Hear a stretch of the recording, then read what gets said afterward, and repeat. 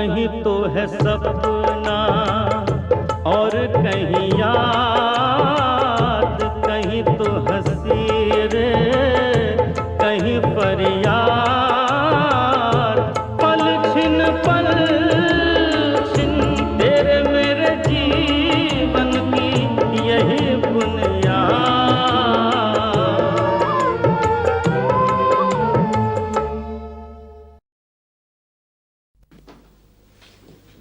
Master जी, आपने तो कहा था कि समझा दिया है, मगर इन्होंने तो छाप दिया है। समझाना मेरा काम था, समझना उनका। हवन सामग्री तैयार है? पिताजी, पहले इसके बारे में बताइए, हमें क्या करना चाहिए? लोगों ने तो अखबार में छपे को ब्रह्म वाक्य मान लेना है। जिसे महीने के महीने रद्दी में बेचते हो, उसमें ब्रह्म वाक्य तो क्या ही छपते होंगे पुत्र। मगर पिताजी, लोगों ने तो यही समझ लेना कि ये सब सच है। आपकी बड़ी बदनामी की जानी है।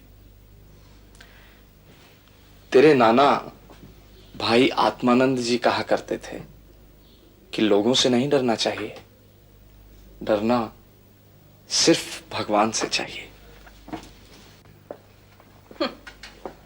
मैं तो पहले ही कहती थी तुम्हारे पिताजी हिपोक्रेट है।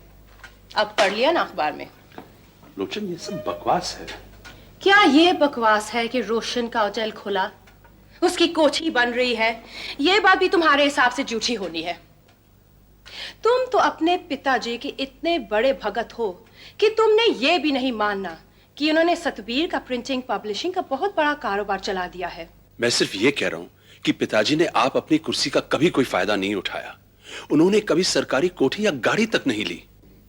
इसी करके तो कहती हूँ हिपोक्रेट हैं। मेरे डैडी जी ने तो ना कभी सरकारी कोठी वास्ते मना किया, ना सरकारी गाड़ी वास्ते। बहूजी, ये तो माताजी सही कह रही हैं। आपके और धर्मचंद की पॉलिटिक्स में बेचारे हवेली राम जी मारे गए। आप कुछ कीजिए ना उन्हें बचाने के लिए। तूने तो देखा बेटी, मैंने कल ही सारा सौदा कर दिया था। मास्टर जी सौदेबाजी की भाषा नहीं समझते, वो तो सिद्धांतों की भाषा जानते हैं।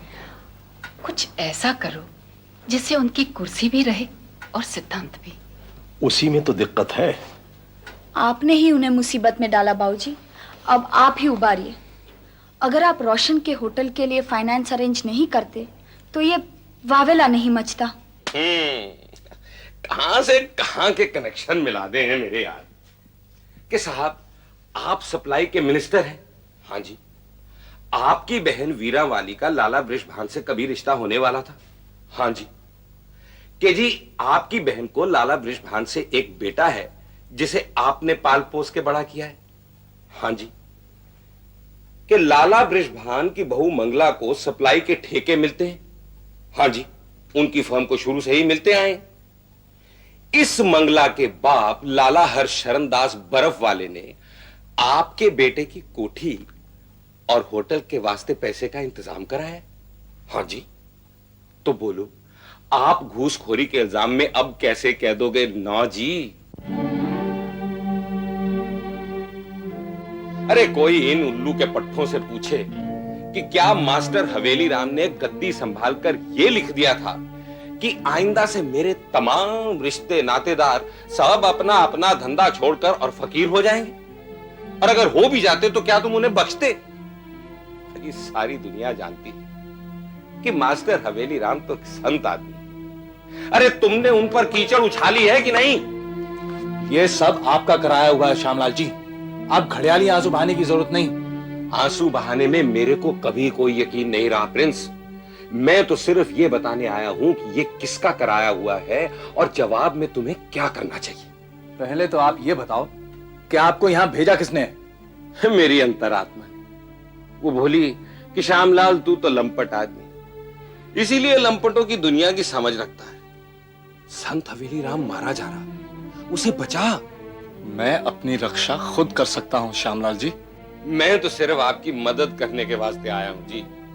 पहले तो आप ये समझ लो कि ये सारा काम आपकी पार्टी वालों का ही कराया हुआ, धर्मचंद की ओर से लभाया अखबार वालों से मिला है।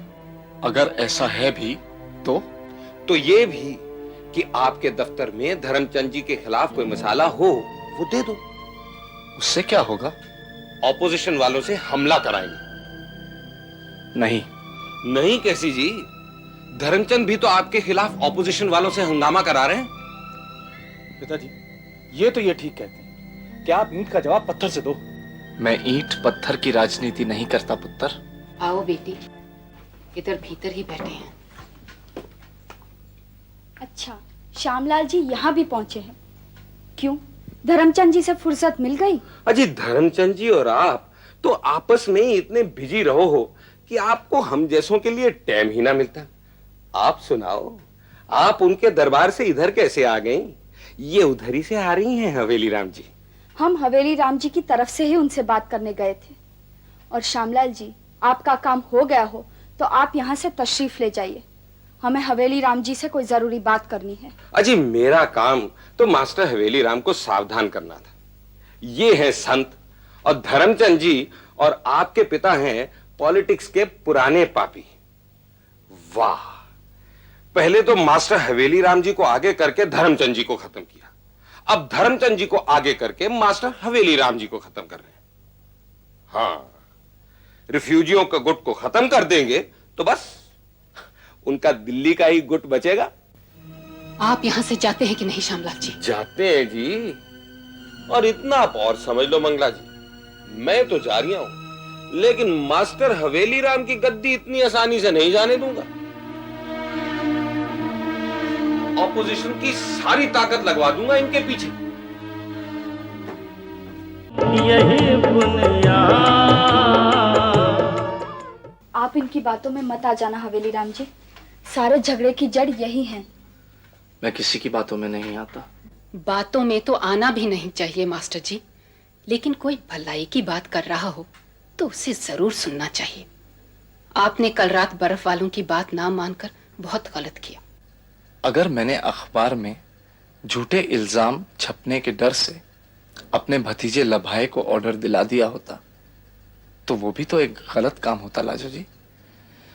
मुझे बताया गया कि मेरे खिलाफ कुछ गलत छपने वाला है, तो मैंने छापने वालों से कहा कि मेरा पक्ष भी सुने। लेकिन मास्टर जी, उससे हुआ क्या? पढ़ के ऐसा लगता है कि आपने अपना 3/4 गुनाह तो कबूल कर ही लिया है। खैर, जो हो गया सो हो गया। हवेली राम जी, आपको धर्मचंद जी से सौदा करने में हिचक थी, इसलिए बाबूजी ने कर लिया है। हम उनके आदमी को मेयर बना देंगे और आइंदा लभायक के बिजनेस में कोई रोड़ा नहीं अटकाएंगे। और धर्मचंद जी क्या करेंगे? वो आपके खिलाफ मुहिम बंद कर देंगे और आपके हक में बयान देंगे। जो अखबार में छपवा चुके हैं उसे तो वापस नहीं ले सकेंगे। उसे भूल जाइए। उसे भूलने के अलावा मुझे और क्या करना होगा? कुछ नहीं, बस चुप रहना होगा। थोड़े समय में सभी इसे भूल जाएंगे।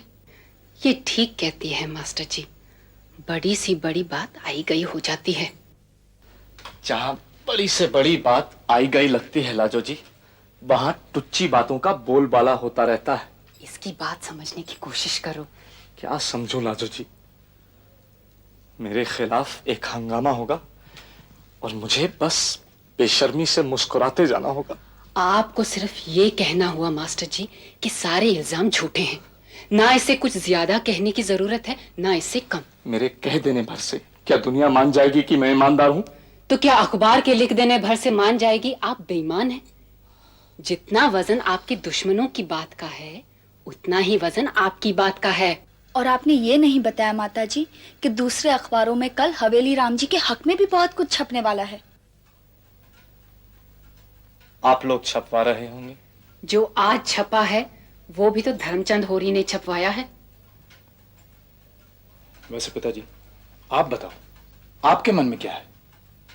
मैं तो ये समझता हूं कि अगर किसी पे इल्जाम लगता है तो उसे कहना चाहिए कि इसकी जांच कराई जाए। क्या बात करते हो मास्टर जी, बेबुनियाद इल्जामों की जांच? जांच से ही साबित होगा कि इल्जाम बेबुनियाद है।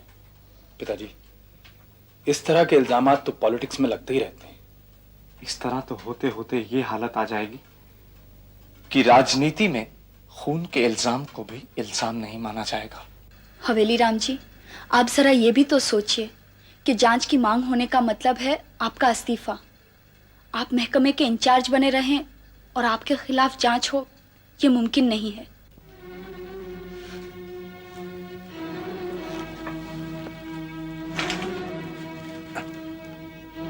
इस्तीफा देने में मुझे कोई परेशानी नहीं है। लेकिन लोगों को तो है हवेली राम जी।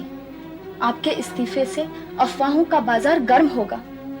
और सबसे बुरी बात ये कि आप ठीक वही काम कर रहे होंगे जो धर्मचंद जी चाहते हैं। और ये धर्मचंद जी ऑपोजिशन वालों से मिले हुए हैं। आप पार्टी के खिलाफ काम करोगे मास्टर जी? तो क्या अपने जमीर के खिलाफ काम करूं लाजो जी? पिताजी, वैसे तो मेरे वास्ते बहुत मुश्किल वाली बात है, मगर आप कहें तो मैं कोठी वाला रुपया लौटा दूं। होटल वाला तो मुश्किल है लौटाना। उसकी जरूरत नहीं है पुत्र, तू तो लौटा ही देगा। लेकिन अगर रामदित्ता हमारे अफसरान से मिलकर कबाड़ के नाम पर अच्छा माल ले जाता रहा है तो वो तो पैसा सरकार को लौटाने से रहा। मैं तो अपनी ही बात कर सकता हूं पिताजी। तूने कहा, मेरे लिए यही बहुत है। पैसा लौटाने की कोई जरूरत नहीं है, तू बेशक कोठी बना। जब आप जानते हो कि रोशन ने कुछ गलत नहीं किया, तब जांच करवाने और इस्तीफा देने की भी क्या जरूरत है मास्टर जी? जरूरत मेरे वास्ते नहीं है लाजो जी, दुनिया के वास्ते है।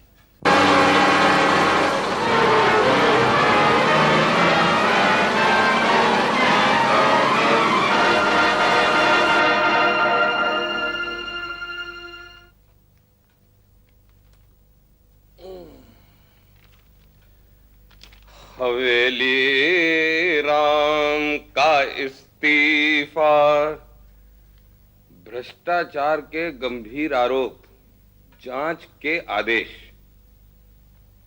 चलो, पुण्य का काम तो करा दिया।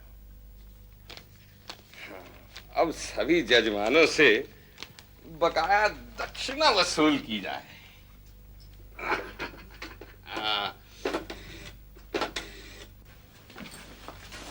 माताजी। क्यों बीबी रानी, कोठी की भीतरी सजावट का काम हो गया पूरा? थोड़ा सा बचा है, ये करवा रहे हैं। माताजी, आपने पिताजी से पूछा? क्या पूछना था बीबी रानी? उस कोठी में गृह प्रवेश आपके जन्मदिन पे कर लें? आपको कोई एतराज तो नहीं है? एतराज क्यों होने लगा बीबी रानी? इस कोठी के बनने शुरू होने पर ही आप पर मुसीबत पड़ी। गृह प्रवेश की धूमधाम से कहीं? धूमधाम के तो मैं हमेशा ही खिलाफ रहा हूं, लेकिन अगर तुम सोचती हो कि इससे मुझे कोई राजनीतिक परेशानी होगी तो वो बात नहीं है। धूमधाम क्या करने, अपने ही लोगों को बुलाकर हवन करा लो बस। यही बुनियाद। ओम अग्नये स्वाहा, ओम सोमाय स्वाहा, ओम प्रजापतये स्वाहा, ओम इंद्राय स्वाहा, ओम भूरग्नये स्वाहा, ओम भुवर्वायवे स्वाहा, ओम स्वरादित्याय स्वाहा, ओम भूर्भुवः। गृह प्रवेश के मौके पर रोशन आप किधर चला गया? होटल में पार्टी अरेंज करने के लिए गए हैं। लेकिन मैंने तो सुना था कि पिताजी ने बर्थडे पार्टी देने वास्ते मना कर दिया था। ये पार्टी किसी और ही खुशी में है। हम भी तो सुने। हवन हो जाने के बाद बाकायदा बताएंगे। सबसे पहले पिताजी को। कोठी बनने की खुशी में दे रहे होने हो। पता नहीं भूषण, तुमने कब बनानी है कोठी? ये भी तो आप ही की है।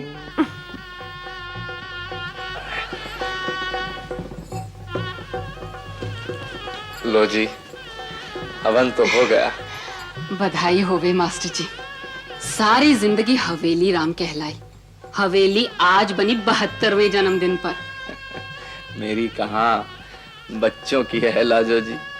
और जब मैं आप बच्चा था तो बाबूजी की थी।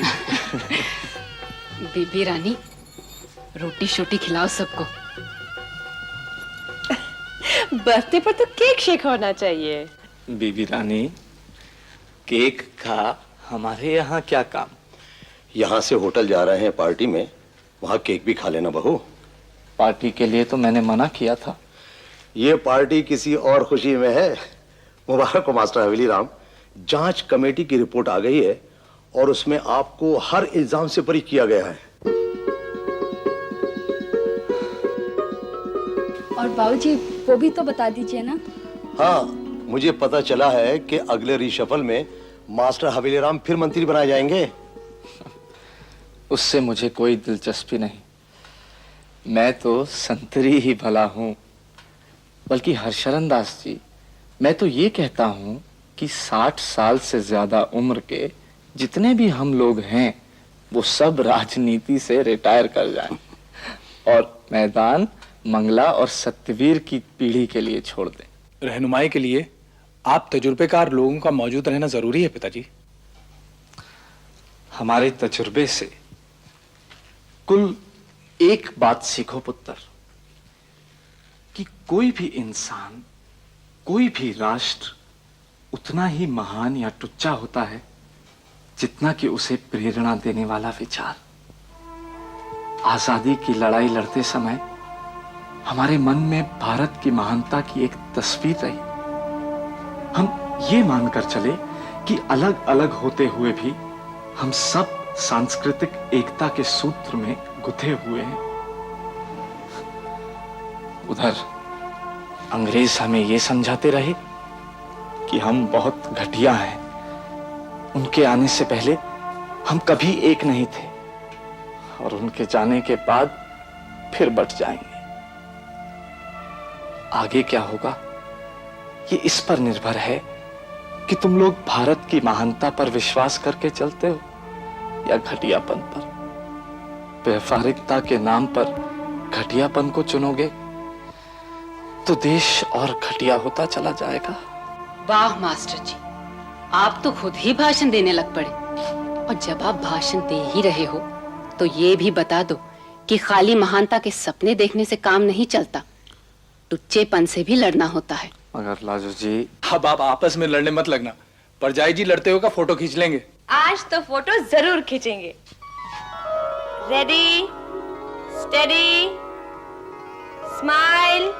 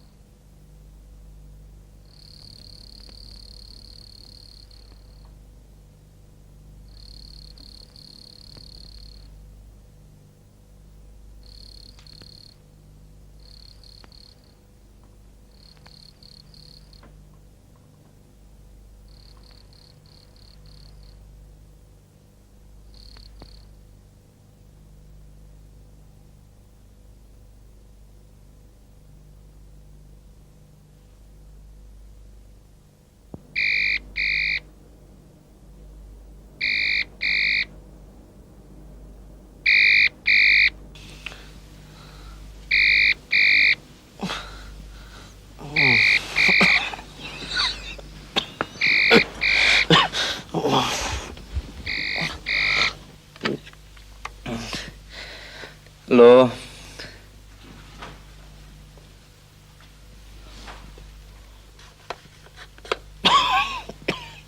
हेलो। हेलो पिताजी, पिताजी मैं रोशन।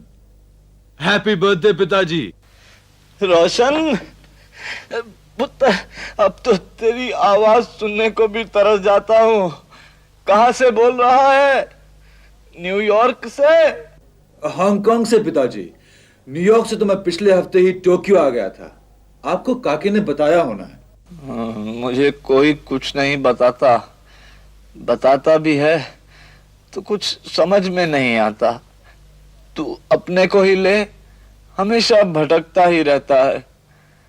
पहले कोई इस तरह भटकता था तो कहते थे देवताओं ने उसे श्राप दे रखा है कि तू कभी चैन से नहीं बैठ सकता।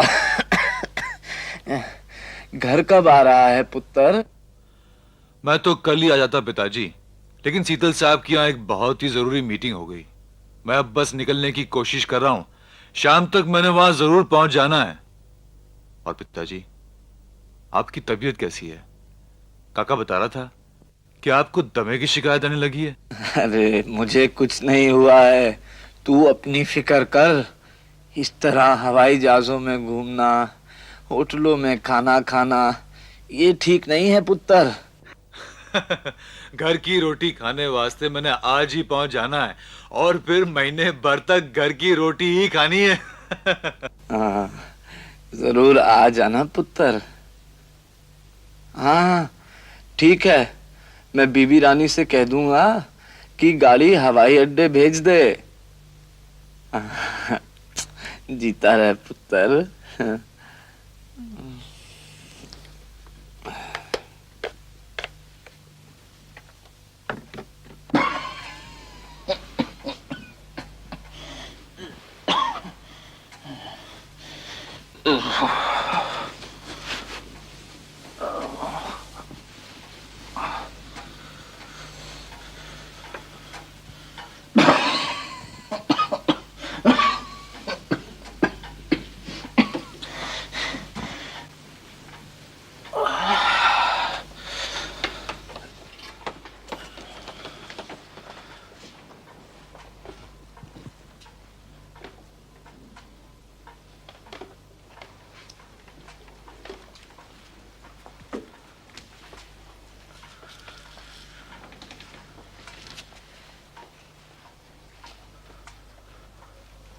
लाजू जी,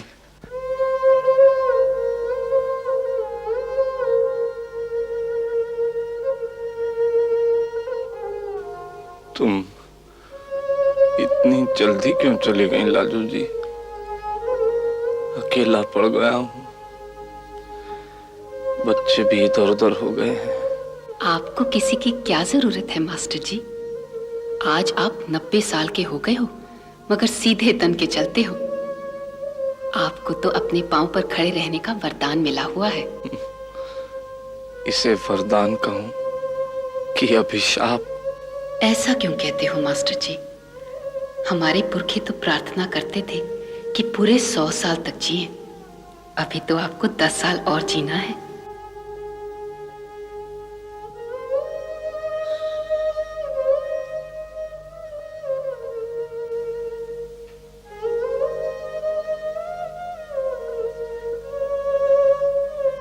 दस साल और तुम्हारे बिना इस बड़े से तकरीबन खाली बड़े से घर में 10 साल और साथ में अब तो बस सत्यवीर ही रहता है, वो भी हमेशा नहीं।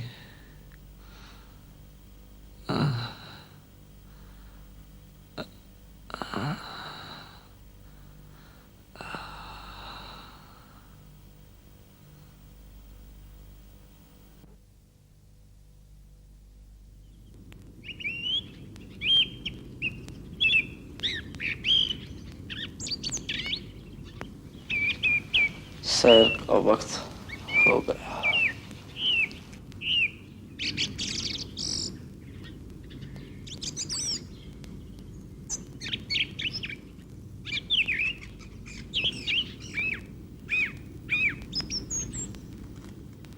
मास्टर जी,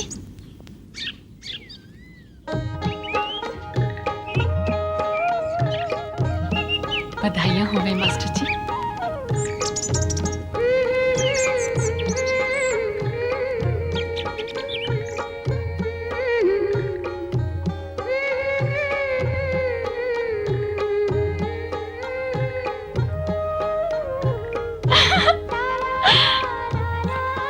लाजू जी, आप?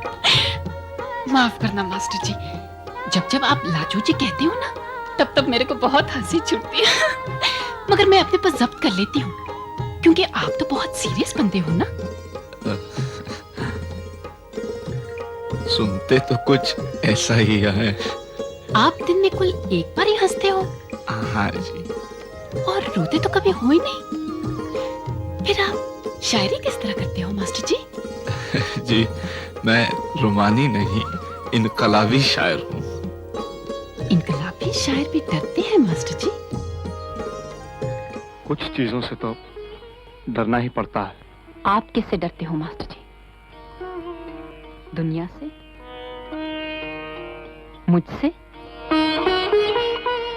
या खुदा अपने से?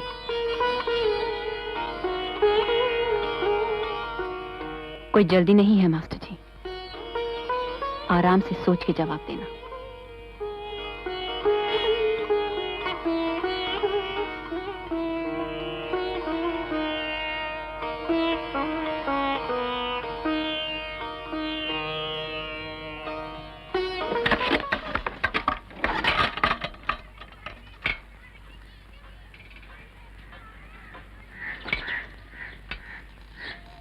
और मास्टर जी, जहां तक मेरा ध्यान जाता है, सिकंदर की कोई धर्म बहन नहीं थी। होनी भी नहीं चाहिए थी लाजू जी। पिताजी, जन्मदिन मुबारक हो पिताजी।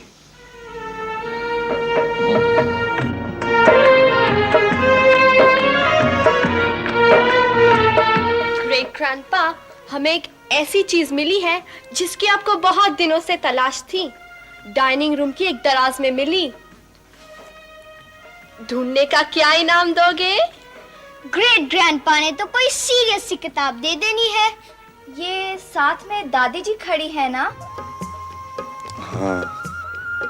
दादाजी लोग सो क्यूट। और कल्पना, ये तेरी दादी जी तो इतनी स्वीट लगते हैं कि क्या बताऊं। मेरे तो ये दोनों ही दादी जी हैं, है ना पिताजी?